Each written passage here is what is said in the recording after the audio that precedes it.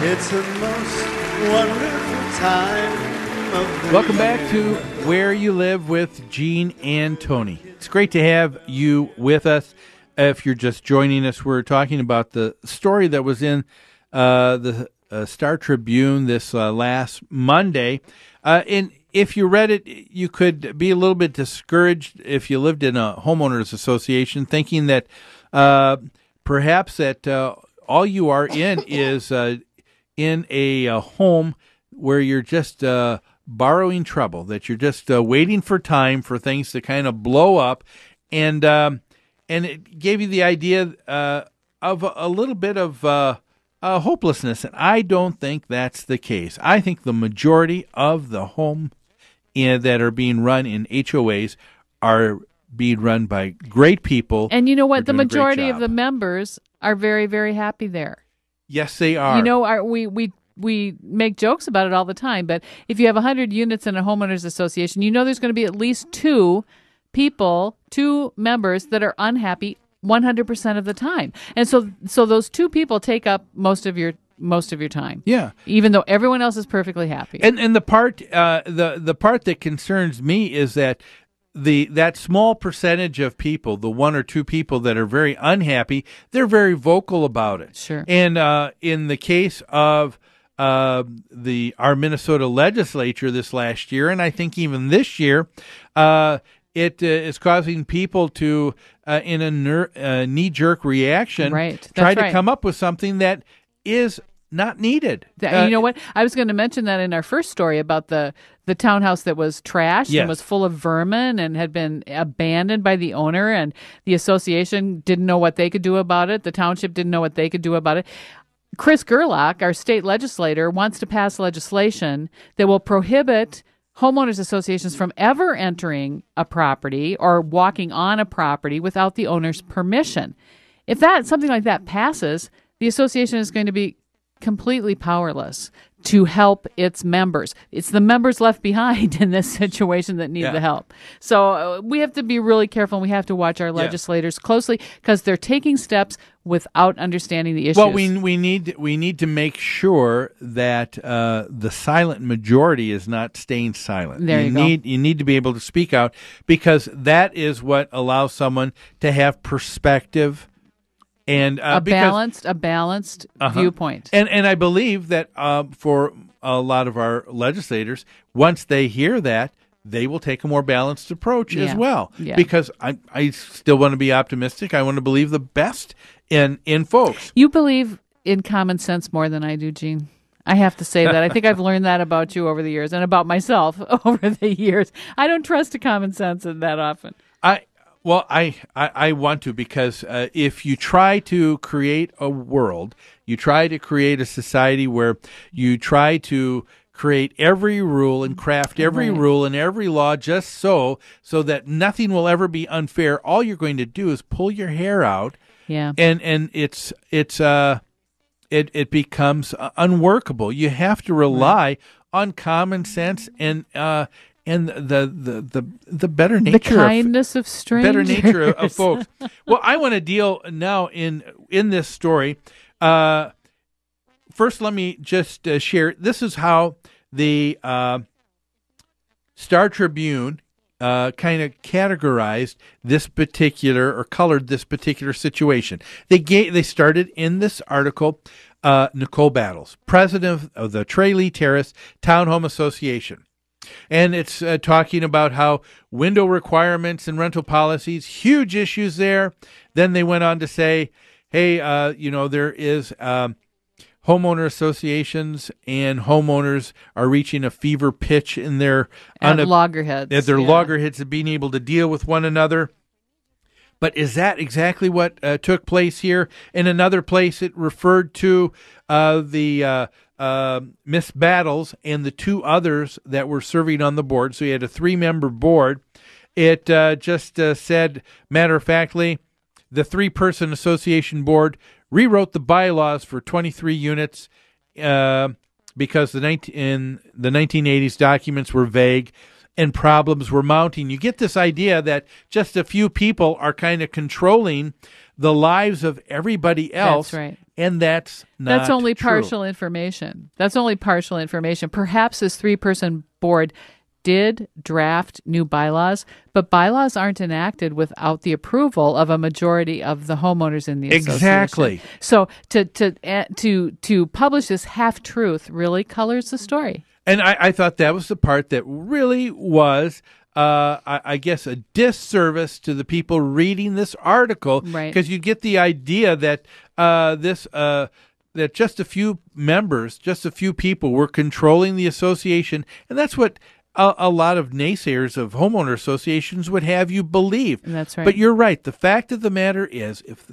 any association is going to update and change their governing documents, it takes not just a simple majority, 51%. You need a good majority, either 2/3, 3/4, a large It's usually percent. a super majority. It's called a super It's not majority. just a simple majority. Yep. Exactly, of people who agree. And if you have people who agree, then you're talking about people who have been politicians in the truest sense. You're talking about people Yes. who've been showing diplomacy and people Yes. who have helped in building consensus, because you don't do that by just pushing your way. You don't do that by drafting new documents and then forcing them on someone. A board that has to draft new documents, which, by the way, is a huge job. Yes, it is. Even if you're not sitting down with a pencil writing them, it's still a huge job. Everything you have to review and all of the aspects you have to keep in mind. A good association board will make sure they have many meetings with their members while the process is going on, to keep them informed, to ask them how they feel about specific issues, so you don't start drafting something that You're right. nobody wants. It happens all the time. Yeah. You're getting feedback along the way. That's right. Now, there's one association, it's one that we manage, and they have one of the most daunting tasks if they are ever able to change their governing documents. It was stated in their declaration and covenants that if there's ever to be any changes to these documents, it will require 100% approval of all members. Not just a super majority. 100%. Oh my God. You know, okay, it's going to be impossible probably to get 100% of the members to agree on something, but put that aside. It's impossible to get 100% of the members to even raise their hand or even vote or even show up for a meeting. Have you ever been to a meeting where 100% of the members showed up? Oh. Never. Yeah. Never.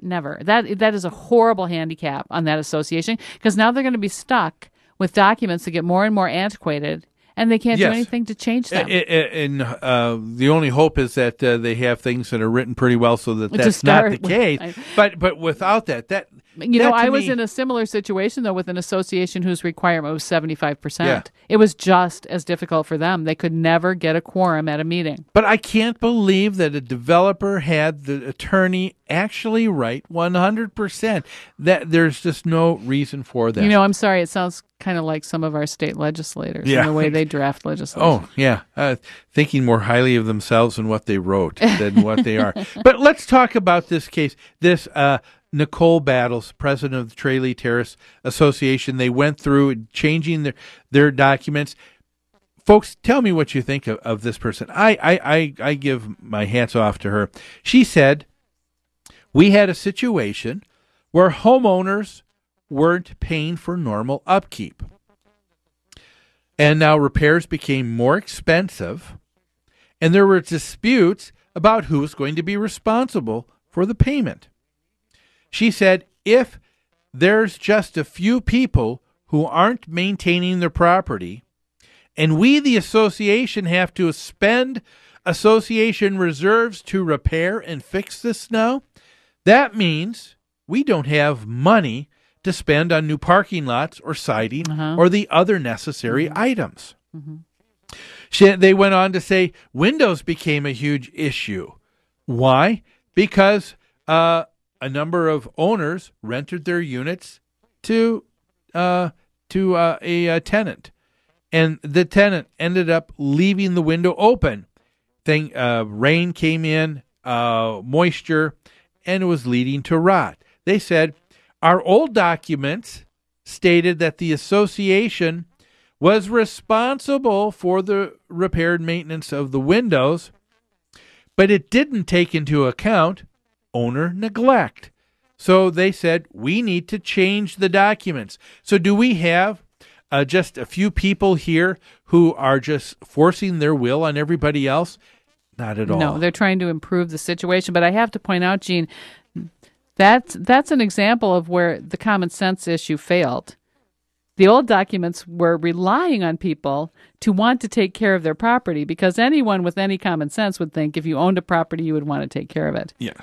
That didn't happen. So they had to come up with a new document. Yes. But my hat's off. The point, I think, here is that in an association, you're going to find time when there's going to come a time when your documents may not necessarily address an important issue before the homeowners.